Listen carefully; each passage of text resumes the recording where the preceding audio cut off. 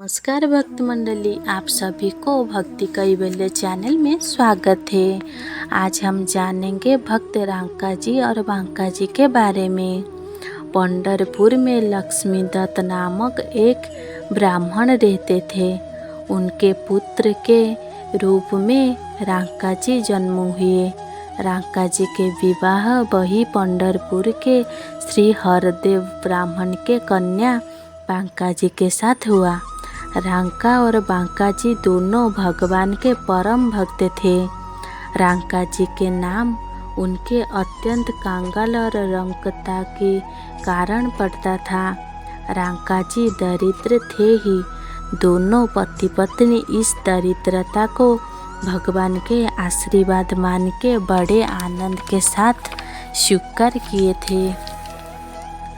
दोनों पति पत्नी जंगल से लकड़ियाँ चुन के लाते, उसको बेचकर जो कुछ प्राप्त होता है उसी से भगवान की पूजा करके उसी प्रसाद से जीवन निर्वाह करते थे।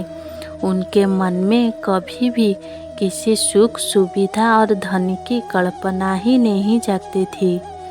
श्री रांका जी जैसा भगवान के भक्त इस प्रकार दारिद्रता के कष्ट भोगे, इसे देखकर नामदेव जी को बड़ा कष्ट होता था।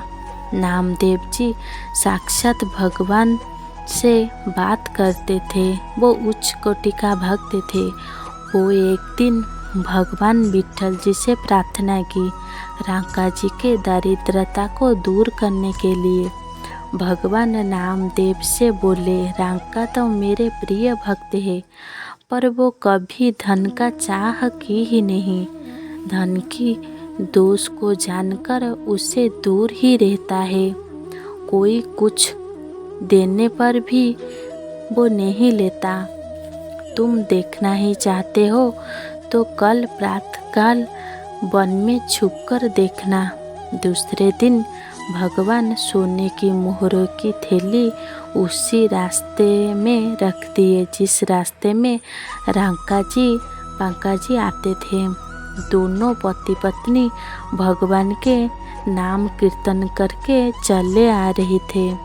उनके पत्नी पीछे थी। रांका जी आगे मोहरों की थैली देखकर कुछ सोचकर ठहरे ही गए और हाथों में मिट्टी लेकर थैली को ढकने लगे।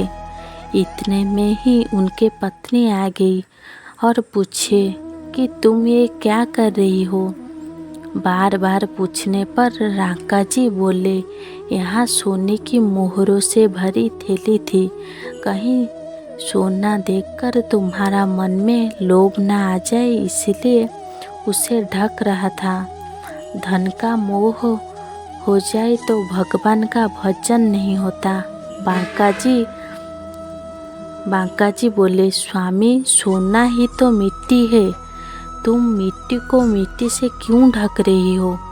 रांका जी ये बात सुनकर बोले, तुम धन्य हो, मेरे मन में भी सोने और मिट्टी में भेद है, पर तुम्हारा मन में सोना मिट्टी है। नामदेव जी रांका बांका जी के ये भाव देखकर बोले, प्रभु जिस पर तुम्हारा कृपा होता है उसे कोई वस्तु का मोह नहीं होता। भगवान फिर जंगल के सारे सूखे लकड़ियाँ बांधकर एकत्रित करके रख दिए रांका जी के लिए। पर रांका बांका जी जब जंगल में आए और देखे तो कोई सूखी लकड़ियाँ नहीं है और एक जगह एकत्रित लकड़ियाँ देखकर उससे दूसरे की समझकर खाली हाथ लौट गए। भगवान रांका बांका जी के ये निष्पाप भक्ति भाव को देखकर उनको दर्शन दिए। धन्य है ऐसे भक्त। आप सभी को ये भाव पसंद आए तो जय श्री हरि जरूर बोलिएगा। Thanks for watching.